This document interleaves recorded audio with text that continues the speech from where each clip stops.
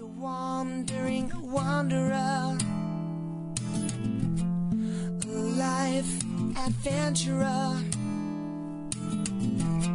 a secret philosopher. He's a wandering wanderer. Hello there, wandering wanderers, fellow peregrinos. Thanks for tuning in to episode 4 of the Camino de Santiago Pilgrims podcast, where we discuss planning and preparation for life on the road to Santiago, as well as tips, tricks, and hacks to make our journey along the way a little easier.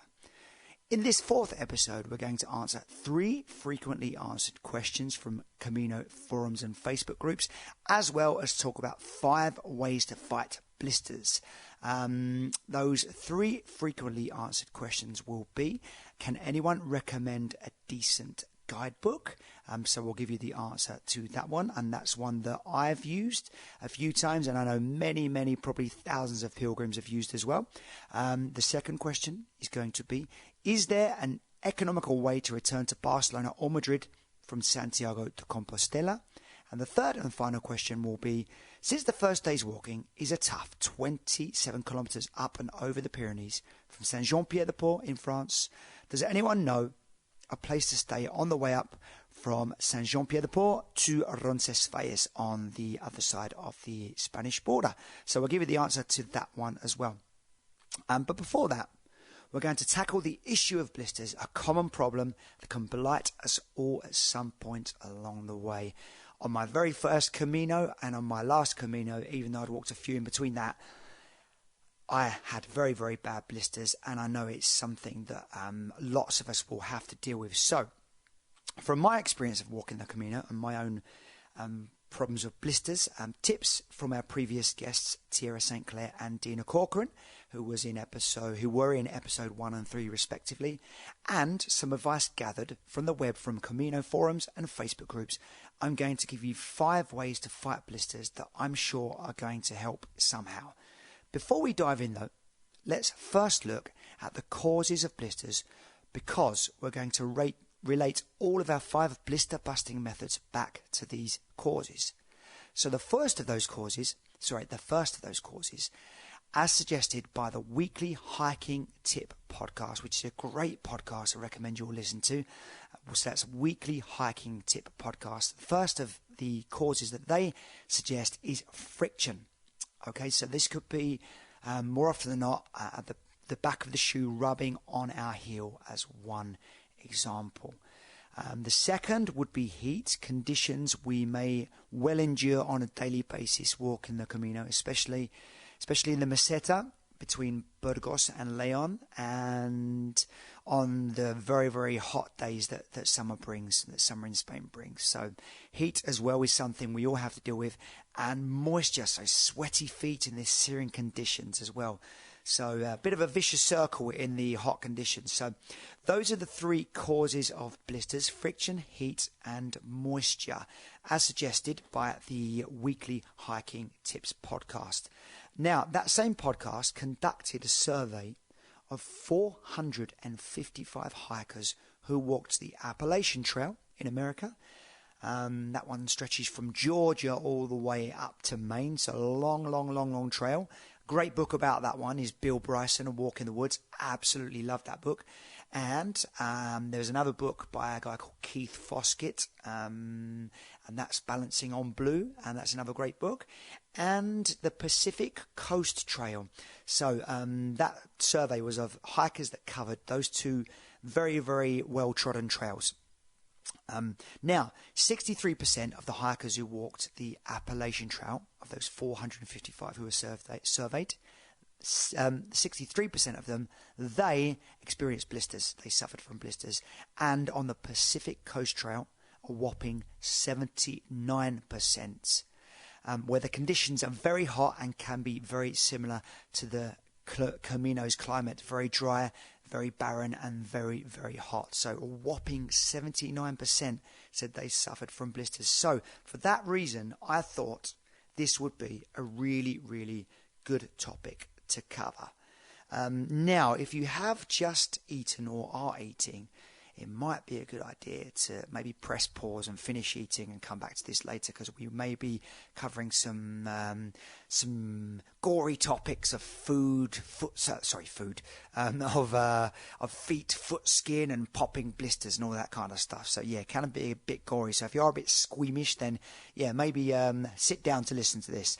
Okay, so and from those surveys, from those surveys of 455 hikers, the most common trouble spots were on the back of the foot and the heel. And I think, yeah, the heel was definitely a place I had a terrible one. I had a horrible thing on the back of my foot as well, and also on the ball of my feet. So I think sometimes you get a fluid build up there, and it is really painful when you're walking.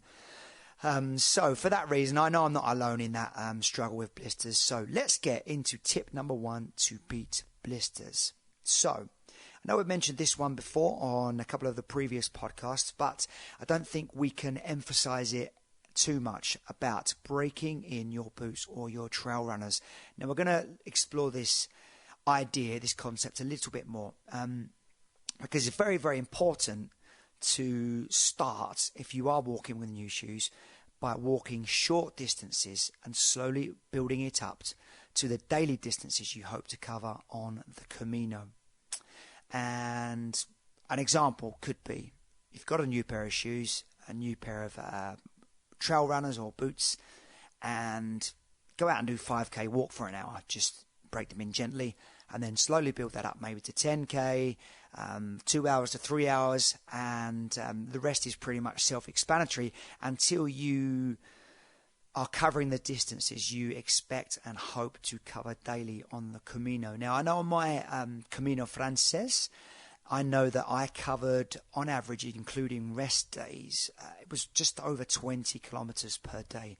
So maybe you could build it up, and that's maybe you're walking for about 6-7 hours or so. So maybe build it up to have maybe a day hike one day where you're walking 3 hours in the morning, 3 hours in the afternoon.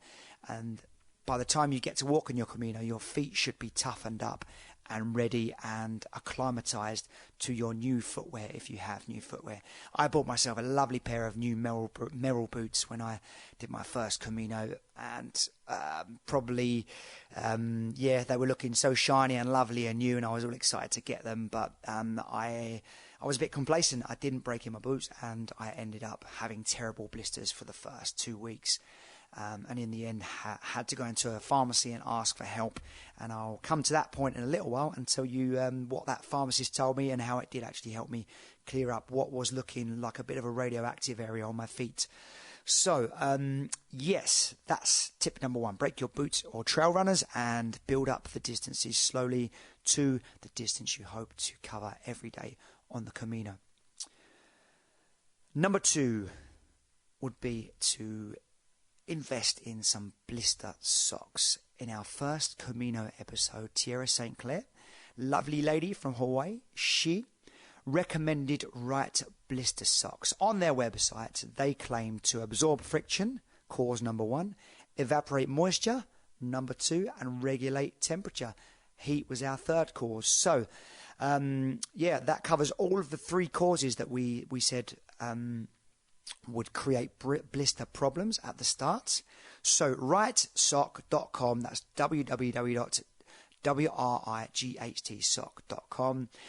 Tierra St. Clair wore them every day on her first Camino. She's done 6. She wore them every day, and she said she didn't have one blister. So what works for Tierra might well work for you as well. So rightsock.com. I will put links to all of these products on our Facebook page. Other brands that I've seen written about and recommended on Camino forums and Facebook groups are Injinji Performance Socks. So you might want to try out those too. It's not the kind of word you're going to want to try and say after you've had a few wines on the Camino. I'm not even sure if I'm pronouncing it right, but I'm reading it as Injinji Performance Socks. So if you're driving your car, walking the dog, walking the Camino or doing the washing up, don't worry, I'll put links to these products on our Facebook page. Just search for the Camino de Santiago Pilgrims podcast and you'll see them on our page. It would be wonderful if you give us a thumbs up while you're there too. And just before we go to number 3, I'd just like to add I am not on any commission-based incentive to mention those previous products, nor am I part of any affiliate scheme. I'm just put them up there to help the first-time pilgrims and pilgrims who maybe have had blisters before and are thinking of going back, to make your Camino a little easier and make the world a better place by encouraging more people to walk the Camino, because I believe the more pilgrims there are in the world, the better place the world will be. Because imagine if everyday life was just like the Camino. You walking along, saying hello to strangers, I love that part of it. Saying hello to locals, I love that part of it. Testing the lovely food, tuning in to all the sounds, sights and smells, sharing, caring, looking out for your fellow man, your fellow pilgrim. I would love every day to be like the Camino. In fact, I think one day I'd love to go back and retire on the Camino and just live there and help. That's probably my long-term goal. Well, my short-term goal with this podcast is just to help my fellow peregrinos. So we're going to now move on to number 3. This was mentioned by Dina Corcoran in episode 3. She knew her hotspots and where they could flare up on her feet. So she cut up enough sports tape to cover her for her whole Camino and stuck them on her hotspots where they could flare up, potential hotspots, every day before walking. So even though it was her first Camino and she wasn't a regular walker, she didn't suffer from one blister. So sports tape could be another way to fight blisters that would work for you. And I've put a link on our Facebook page, Camino de Santiago Pilgrims podcast, for a product called Leukotape. Don't worry about the spelling, it's a bit of a funky one, but it's on there. So you got to do is go on our Facebook page and click on that. And you might want to invest in that. And I know for my next Camino, which I'm going to go back and walk a little bit of the Camino Portuguese in December with my fiancée Rachel, because we loved it so much and we've got a little bit of time off work. We're going to go back and do it again because we loved it so much, especially the bit between Porto and the Spanish border. That is an absolutely beautiful part of the world and a beautiful part of the Camino. And for anyone that's maybe only got a week to 2 weeks to squeeze in a Camino, I really would recommend that as a great part of the world to go and cut your teeth if you're thinking about doing one of the big ones such as the Norte or the Camino Frances more long term. So yes, a link to the Leukotape product will be on our Facebook page, so just go on there. Number 4 would be rub Vaseline on your feet and between your toes before walking and when taking a break during the day. On my second day of my first Camino between Roncesvalles and La Soaña in Navarra, I met a lovely Frenchman called Jean-Raphael. I thought he was cool, not only because he'd already walked something like 800 kilometers from Paris, and I'd only done about probably 40 kilometers by that point. But his name, Jean-Raphael, sounded like the French James Bond, so I was already thinking he was kind of some international undercover agent. Or maybe he sounded like a French Teenage Mutant Ninja Turtle. But anyway, Jean-Raphael was a lovely fella, and we walked together for quite a long time. We talked about anything from foot fungi to football. He was a big fan of Paris Saint-Germain. But anyway, I'll stop the story time. I'll stop with the Jackanory. But the reason I'm telling you this story is because he told me that every day he did this. He rubbed the Vaseline on his feet before walking, and he did it when he took a break for the day. He would take his socks off halfway through the day. In fact, he told me he did it every 20 kilometers, which I guess would be halfway through the day for some people if you're doing a 40-kilometer day. But yes, by doing that, he didn't have one blister problem all the way from Paris to Santiago de Compostela. So that worked for him. That might work for you too. And relating that back to our causes, I guess that would reduce the probability that you'd get a blister from friction. So because it would reduce the rubbing. When you do stop for a break, give your feet some air and change your socks as well. So a change of socks would reduce the sweat, dirt, and let your feet cool down for a while. So give your feet some air when you stop. So while you're rubbing some Vaseline on them, yes, do give them some air and maybe put on a clean pair of socks as well. Somebody did say that to me on my first Camino, the Camino Frances. A Scottish lady, I stopped in a place called Viana, which is just before Logroño, probably about 10 days in. And yeah, she saw how bad my feet were at that point, and she said she recommended I change my socks during the day. So a good idea is to always have a clean spare pair of socks. Okay, I can hear myself getting a bit excited talking about blisters and feet in the Camino, so I'm going to slow down a little bit. So, tip number 5 of 5 ways to fight blisters. If your worst fears are confirmed and you do have blisters, go into a pharmacy and ask for help. I did so in Logroño, and even though I didn't speak Spanish at the time, the pharmacist knew exactly how to help. She recommended I first wash my hands with soap and water, then clean the area with some betadine. So where the blister is, give it a clean up with some disinfectant. With a sterile needle, I was told to pierce the blister's edge and use a clean gauze to soak up the fluid. And like I said, if you have just eaten, I'm really, really sorry about this. But it will help if you do have blisters. Once you've done that, she told me to put antibiotic cream over the blister and cover it with a clean gauze. And that way, the area can still breathe and get a little bit of air while you're walking for the day. Now, I did this every day before and after walking, and eventually they did clear up, and I did have some really, really bad blisters in several areas on my feet. And probably 5 days later after doing this, something like that, I was walking in pain-free bliss. And all advice points to going to seek professional help and advice from a doctor if this doesn't work or any of those 5 ways didn't help your blisters to clear up. Okay, so those are our 5 ways to fight blisters. I hope you found them very, very useful, and your next Camino is going to be blister free.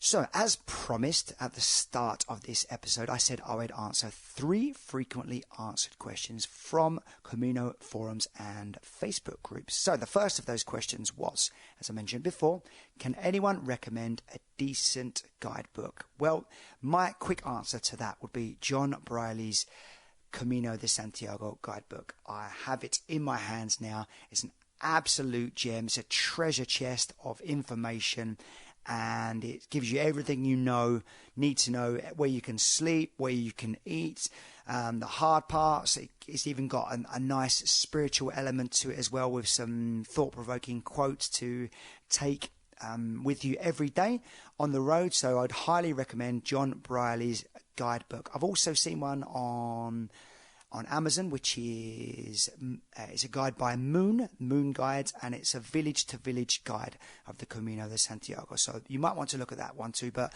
I used John Briley's guidebook, and it was fantastic. So John Briley, if you're listening, thank you very, very, very, very, very, very much. And I used that one on the Camino Portugues as well. So for the Camino Frances and Camino Portugues, I used John Briley's guidebook. So that was number 1. Number 2. Is there an economical way to return to Barcelona or Madrid from Santiago de Compostela? So Barcelona and Madrid probably would be the 2 most common international transfer hubs to get back home for international pilgrims. So I used the bus company Alsa, and just looking on their website, I found that a bus back to Barcelona from Santiago Compostela was €79.62, and to Madrid the prices were a lot cheaper and ranged from €18 for the cheapest, which might well be the slow one, and €47 to the most expensive, which would probably be the Express. I have put a link for the Alsa Bus Company on our Facebook page, El Camino de Santiago Pilgrims Podcast, and you'll see the website there. You can click on there, and they do have an option in English, and you'll be able to have a browse around and find the ticket that works for you.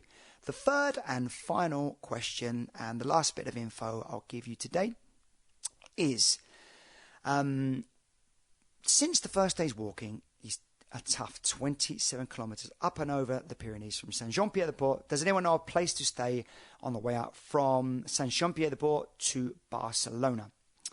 And I found a place called the Refugio Horizon.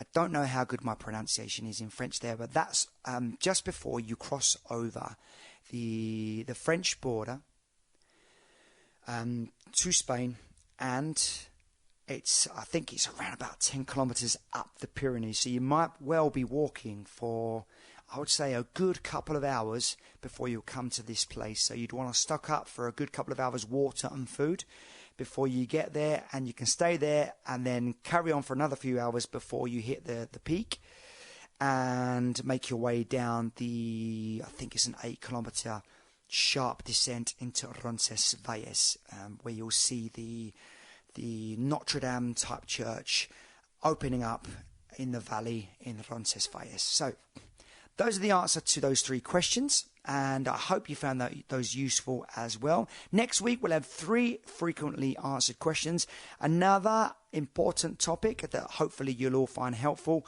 And just before we go, don't forget, I know that everyone loves to binge listen and binge watch stuff these days. So if you haven't heard Dan Mullins' My Camino podcast, head over to that and listen to this week's episode. He's interviewing the protagonist from a movie called Camino Skies, so definitely go and listen to that. And if you haven't checked out our other episodes 1, 2 and 3, go and listen to those as well. Thank you so much for listening. I wish you all a buen camino if you're going back to the Camino sometime soon, and a buen camino for every day. Buen camino, fellow peregrinos.